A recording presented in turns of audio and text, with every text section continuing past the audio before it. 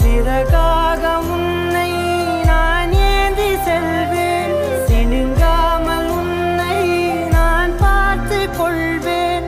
ஒரு கோடி இன்பங்கள் உன்னை பார்த்த நொடியில், நான் வாழும் நாள் மட்டும் நீ எந்த மடியில்.